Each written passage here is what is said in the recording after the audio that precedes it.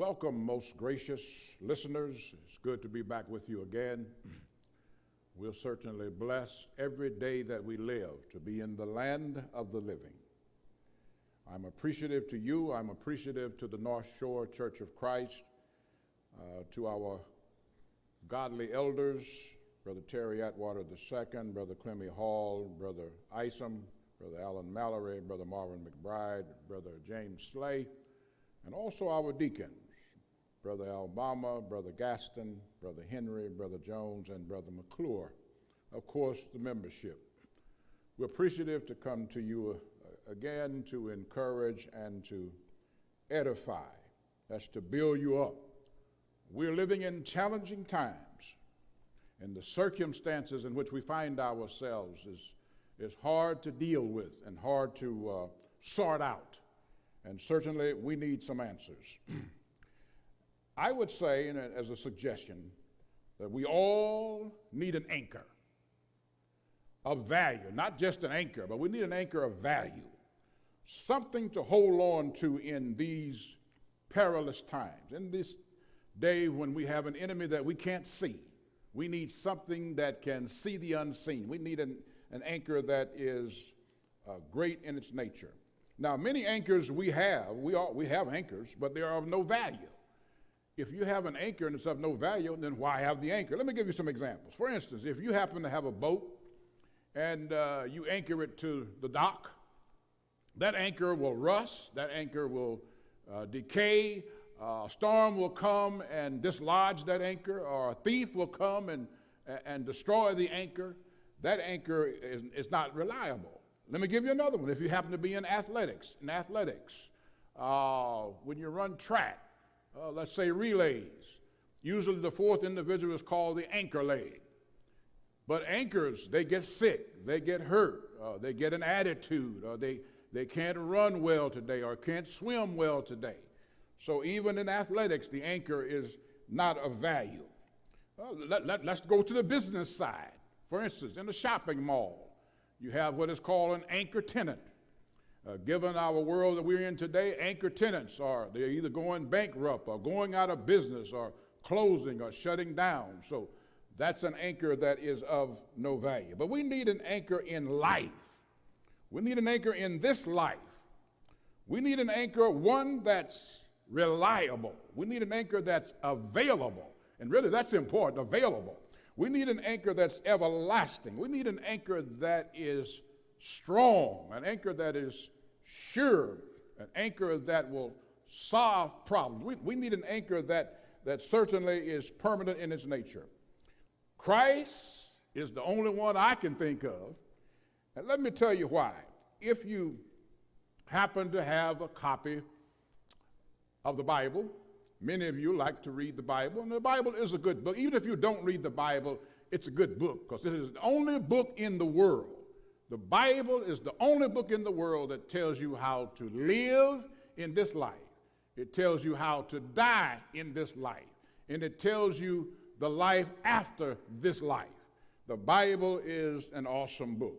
In the Gospel of John, we call on John, who was known as the apostle of love. If there's anything we need in this world right now, is we need some love. We need a whole lot of love. I didn't say lust, I said love. And we've talked about that in a previous message.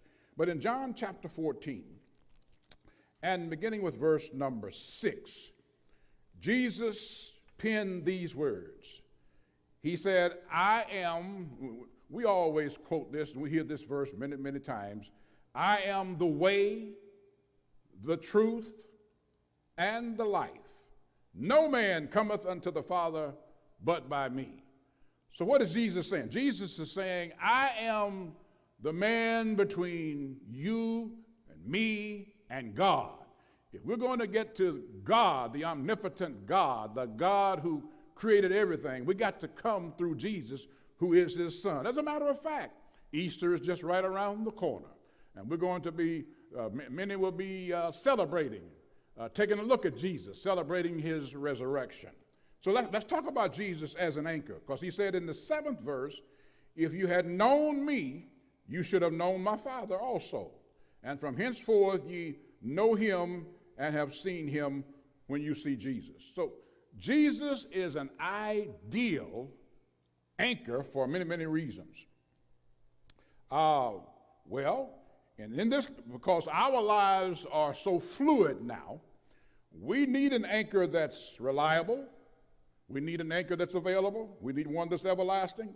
And Christ is the only one that I can think of at this time that would be the ideal anchor for us to have. Now, when you take Christ as your anchor, several actions are going to occur. And let me just take a moment and share some of those with you. Number one, when you anchor yourself to Christ, you will bring on enemies. There's something about Christ that causes enemies to rise up. As a matter of fact, as you celebrate Easter during this weekend that's coming up now, Christ was killed by his enemies. Enemies, for some reason, they have a problem with Christ. So Christ causes those who maybe don't like you to rise up. See, when you live godly or when you stand for righteousness, opposition will arise. It seems like when something good is going on, trouble is always around the corner. The world loves trouble. As a matter of fact, in this same book in John, this Gospel of John, actually in chapter 15 and verse number 19, Christ said this. Here's what Christ said. If ye were of the world would love his own. In other words, if you are worldly, the world will love you. The world likes worldly folk. The world likes lustful folk. The world likes folk that don't like people. Christ said, because ye are not of the world, but I have chosen you out of the world, therefore the world hates you. So when you anchor yourself to Christ, be ready, get ready. The enemies will show up. Many times when I'm counseling a couple that's getting ready to get married, I will tell them, one thing you got to watch out. When you get married, you're getting yourself together, you're being unified with your spouse. Get ready. There's somebody that's going to rise up to put a division between the two of you. Something about goodness that the enemies rise up. Not only that will the enemies rise up, but Jesus, you see, he lived what we call not only a perfect life, but a mature life, a life that we can exemplify. He never harmed anyone. And as a matter of fact, he was hated and crucified by religious folk. People who claim to be, just because people go to church, just because people read their Bibles, just because people give alms to the poor, just because people feed the hungry, does not mean that they are righteous in their whole internal psyche. Jesus never harmed anyone.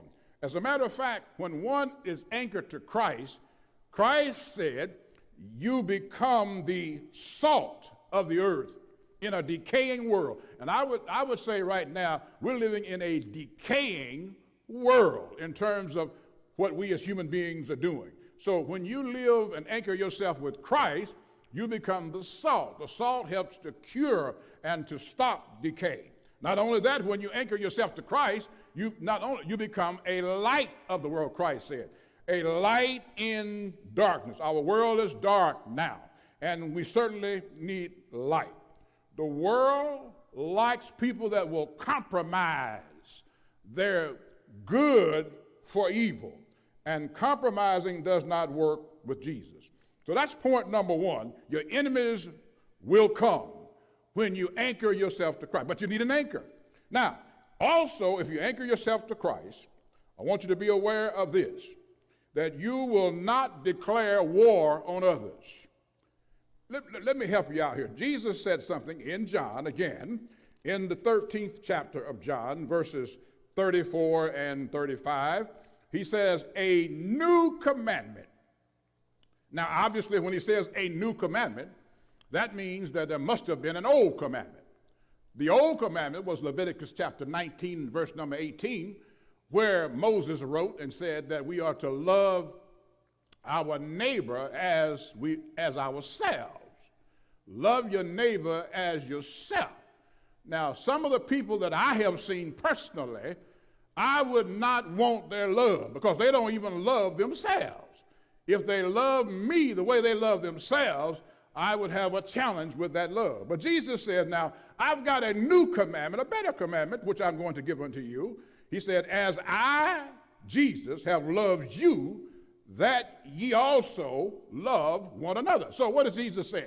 He's setting the standard. In other words, when you anchor yourself to Jesus, he's going to set the standard of love so that you won't declare war on others. So he says, now in fact, let me use myself as an example. He's saying, Atwater, as I love you, that's the way you're supposed to love your listeners. In other words, I am the standard. You're not the standard because you may not love yourself like I would love you. So love those around you as I, Jesus, have loved you. Now, if we all do that, Jesus goes on to say, he said, by this shall all men know that ye are my disciples. Now, what's a disciple? A disciple is a learner or a student of Jesus. When you anchor yourself to Christ, you become a disciple or a learner of Christ. He says that you'll know that you are my disciples, and if you have love one for the other. So when you anchor yourself to Christ, you'll find that you will not declare war on others. You see, I can't help it if someone doesn't like me or someone hurts me, but I sure can help it if I try to hurt them. And so the approach that I must take is take the same approach that Christ takes, that I will love my enemies, as Christ has encouraged us to do. What we ought to do is return good for evil. That is the way that Jesus wants us to be. As a matter of fact, the Lord said something. I'll just swing back into one other book in case you have time to turn over there. In Luke chapter 6, and I believe it's around verse number 27, Christ said this in Luke 6 and verse 27, but I say unto you which hear, he said, love your enemy. Do good to them which hate you. Now, that's just not normal. That's just not normal for a human being walking the streets in the USA just to love somebody that hates you. That's why when you anchor yourself to Christ, Christ works from the inside out. He begins to work on your thinking, works on your behavior, works on your experiences so that you'll be able to do that. But he said unto you, love your enemy, do good to them which hate you. Then he says, bless them that curse you. How many of you have been cursed out before? Now, Jesus said, bless them that curse you. We need Jesus as an anchor. He also said, pray for them which despitefully use you. We have people, even now, with the circumstances going on in our great nation, we have people that have ill intent, despitefully using you and others. Then Jesus went on to say, and unto him that smiteth thee on the one cheek, offer also the other. And him that taketh away thy cloak, forbid not to take thy coat also. Give to every man that asketh of thee, and of him that taketh away thy goods, ask them not again. And as ye would that men should do to you, do ye also to them likewise. That's what we call the golden rule. So when you anchor yourself to Christ, you will not declare war on others. Let me give you a final and a third point to consider. When you take Christ, we need an anchor in today's world. And when you take Christ as an anchor, he will help you to overcome. All of us, we have things going on in our lives that we need to overcome.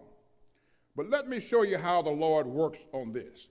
In the Gospel of John again, in John chapter 14 and verse 23. I love this. I want you to listen very closely. Here's what Jesus said. If a man love me, now watch this now. If a man, that's man or woman, love me, he will keep my word. So number one, you'll be obedient to him. If you love your mother and your daddy, you will obey them. If you love the policeman, you will obey him. If you love your teacher, you will obey your teacher. Jesus said, if you love me, you will keep my words, and my Father will love him. And then he goes on to say, and we, now that's Jesus said, and we, who's the we? That's Jesus and God. He's saying, and we will come unto him and make our abode with him. How would you like to have God and Jesus sitting around your table in your dining room?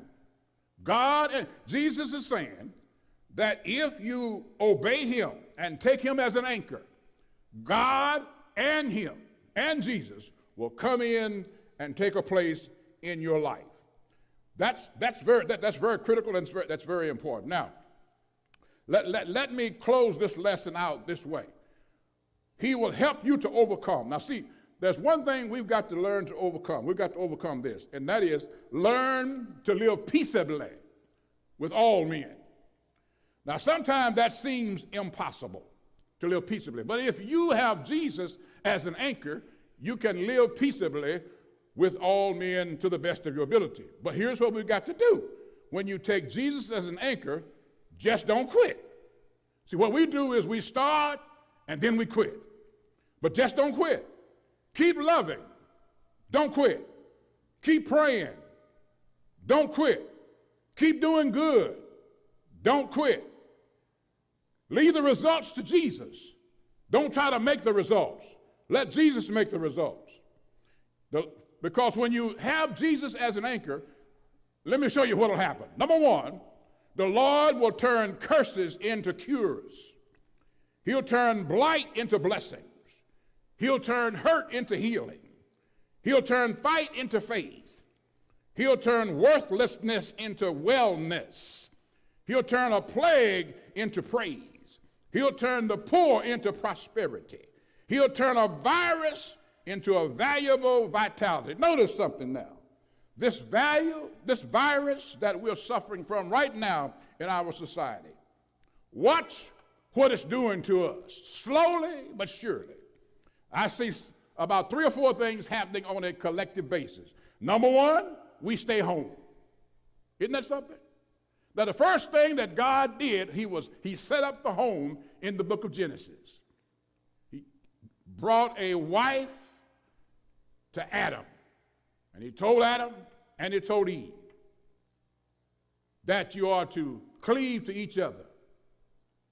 Leave mother and father, cleave to each other, become one. It's amazing how that a virus has caused us to have to stay at home. Number 2, we act decent. People are just acting better. They seem to be more friendly, more hospitable, all because of a virus. Watch this. Let me give you a third one. Seemingly, we turn to each other. When you have no one to turn to, you can't just rely on those in your own household. And that's where you need Jesus as an anchor. Also, I have noticed that if the government can't help, if your doctor can't help, even if your minister can't help, Jesus can help. You need an anchor of value because, number one, Jesus is virtuous. Number 2, Jesus is available. Number 3, Jesus has love that is everlasting. Jesus understands you and me. We all have unique makeups as we have been designed with our DNA and our psyches. Jesus understands each of us as individuals, and Jesus is eternal in his nature. As we close, let us just have a word of prayer for all of you as well as for our nation. Heavenly Father, we're so thankful for every day that you make possible for us to live in this land. We live in the greatest country in the world, the United States of America. We're thankful for our government. We're thankful for the provisions that we have. We're thankful for the knowledge, the wisdom, and the intellect. And because you control time and you control health and you control our decision making, we pray that you will intervene into all of our lives and help us to see that you are the most important thing in the world, that we should anchor ourselves to you as we deal with the circumstances that surround us, because you once said, seek first the kingdom of heaven and all of its righteousness, and all these other things will be added unto us. We pray that we will become your anchor, and you'll become a receiving anchor for us and guide us in the days ahead. These blessings we ask lovingly in thy most holy and precious name. Amen. May God bless every last one of you, and we'll see you next time.